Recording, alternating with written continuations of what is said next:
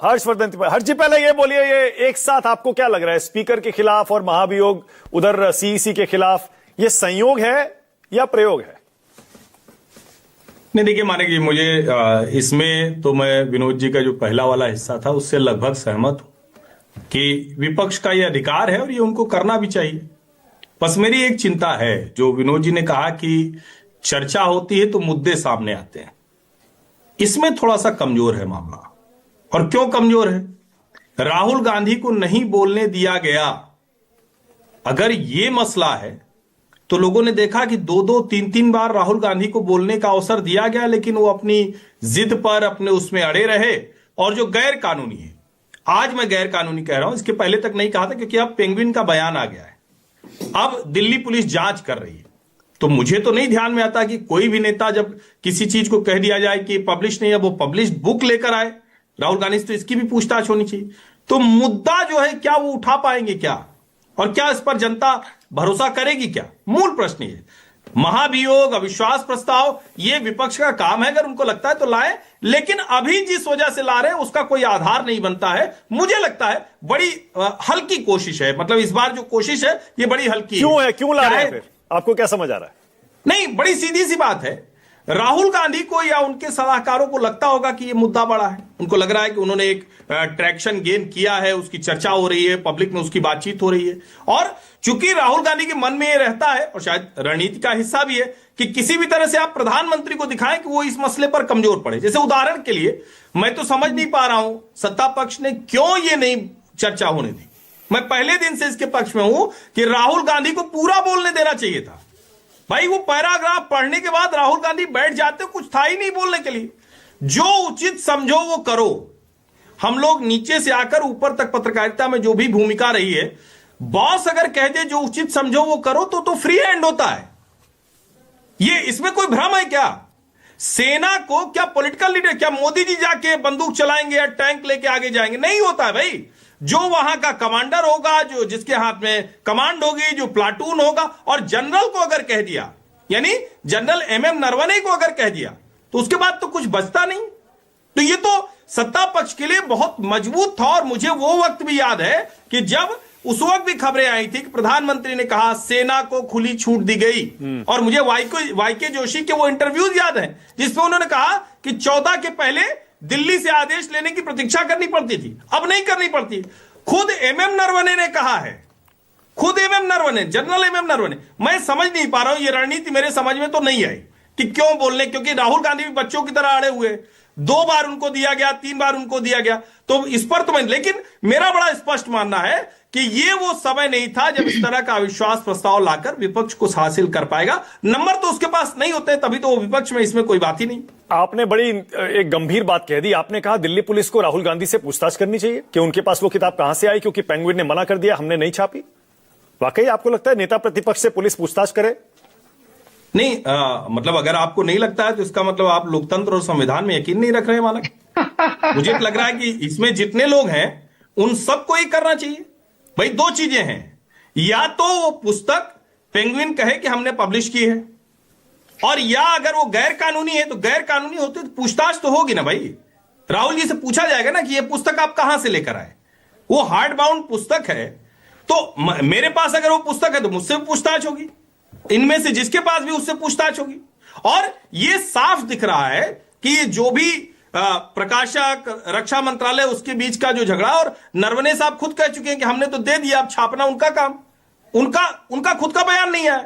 वो अगर आके कहते कि हमको तो पब्लिश करके दी गई थी, उन्होंने भी नहीं कहा। ये जनरल साहब कह देंगे तो उनकी बात तो माननी पड़ेगी। लेकिन जो आपने कहा कि जो 2023 की जिस पोस्ट को, चाहे वो राहुल गांधी हो या कांग्रेस के दूसरे नेता हो, उस पर प्री ऑर्डर लिखा हुआ है। जो भी लेखक हैं, जो भी जानते हैं, वो प्री ऑर्डर और बुक के पब्लिश होकर डिलीवर होने का फर्क जानते हैं। अच्छा हर जी, एक चीज और फिर अब ये भी बता दीजिए, प्रधानमंत्री का कुर्सी घेरने का जो वीडियो आया है, विनोद जी कह रहे हैं कोई खतरा नहीं था, और जाहिर है हम भी ये मानने को तैयार नहीं है कि उन पर कोई हमला करता, पर प्रधानमंत्री नहीं आए उस दिन। आज जो वीडियो दिख रहा है, आपको लग रहा है ऐसी स्थिति सी थी कि पीएम को नहीं आना चाहिए था? देखिए, मैं तो ये कहूंगा कि देश को शर्मसार होने से पीएम ने बचा लिया। हमला हो जाता, कोई हमला कर देगा, इस पर मैं भी सहमत नहीं हूं। लेकिन जरा आप कल्पना कीजिए, उस पूरे वीडियो को देखने के पहले तक और उस वीडियो को देखने के बाद आपकी धारणा बदल जाएगी। जिस रणनीति के तहत महिला सांसदों ने जाकर प्रधानमंत्री की कुर्सी घेरी है, मनमोहन सिंह जी वाला मुझे याद है, इस तरह का घेराव किसी प्रधानमंत्री का सदन में नहीं हुआ। इस तरह से रणनीति बनाकर पीएम की चेयर को कभी इस तरह से नहीं, क्यों सिर्फ महिला सांसदों को भेजा गया? और आप सत्ता पक्ष के मंत्री और सांसदों को देखिए, वो पहले हाथ जोड़ते हैं, पहले प्रयास करते हैं, जब उनको समझ में आ गया कि ये नहीं होने वाला है तो फिर वो हट जाते हैं। अब इसके बाद भी आपको लगता है कि पीएम आते, और मैं फिर कह रहा हूं, विरोध का ये तरीका भला कैसे हो सकता है? और हास्यास्पद तर्क मैंने सुना कि महिला सांसदों की तरफ से शायद आया कि वो बैनर हम पढ़वाना चाह रहे थे। अरे भाई, आप वेल में आ जाए तो भी पढ़ लेंगे, अपनी जगह खड़े हो जाए तो भी पढ़ लेंगे, ऐसा तो है नहीं कि पढ़ नहीं लेंगे। और सत्ता पक्ष और विपक्ष अगर इस तरह से एक दूसरे की तरफ जाने लगेंगे तो ये संसद के लिए बहुत अच्छी स्थिति नहीं। मैं कह रहा हूं विरोध अपनी जगह विरोध होना चाहिए, लेकिन अब सत्ता पक्ष से कोई उठ के चला जाए उनकी तरफ, ये सब तो बचाने का प्रयास होता है संसदीय लोकतंत्र में। ये बहुत ही मतलब शर्मसार करने वाला है जो व्यवहार हुआ है। ओके, विनोद जी कुछ कहना चाह रहे हैं। विनोद जी बोलिए जल्दी से। विनोद जी, आपने म्यूट किया विनोद जी शायद। हाँ, जो किताब वाला मसला है उसमें तो पेंगुइन से ही पूछताछ होनी चाहिए कि भाई आपने बयान देने से काम नहीं चलेगा, उनसे पूछताछ होनी चाहिए कि कहां से लीक हुई, क्योंकि लीक कहां से हो सकती है? या तो पेंगुइन से लीक हो, या जनरल साहब लीक करें, या एमओडी से लीक हो। 3 जगह ही वो पांडुलिपि है, 3 के पास है, तो कहीं ना कहीं 3 में से लीक हुई होगी। तो जाहिर है हम मानेंगे वो एमओडी से लीक नहीं हुई।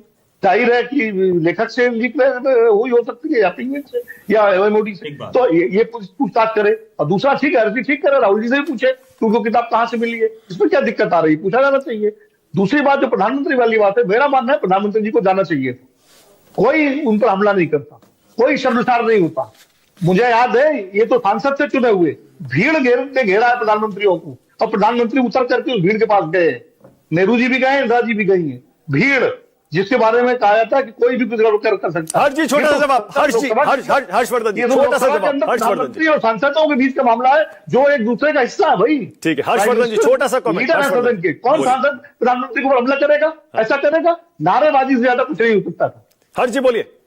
बस यही विनोद जी ने जो कहा, शायद मैं भी यही कहता कि कोई भीड़ में रोक सकता है ऐसे प्रधानमंत्री को, कोई कुछ भी कर सकता है, लेकिन सांसद अगर ऐसा गैर जिम्मेदाराना व्यवहार करे, ऐसा तो हमने नहीं देखा। बात करने के लिए है ना, ठीक कह रहे हैं, चुन के गए हैं ना वो लोग तो चुने हुए हैं ना सब, उनको तो स्पीकर समय देते हैं ना। जनता को तो हो सकता है लगे कि हम पीएम के सामने नहीं बोल पाएंगे, विरोध करेंगे, लोकतंत्र में होगा ही, लेकिन ये तो सांसद लोग हैं भाई। जनता को समझना चाहिए कैसी बात हो रही है आज देश में। सांसद कह रहे हैं कि हम जब तक पीएम की चेयर के पास नहीं जाएंगे, 7-8 लोग घेर नहीं लेंगे, हमारी बात नहीं सुनी जाएगी। कैसी बात कर रहे हैं?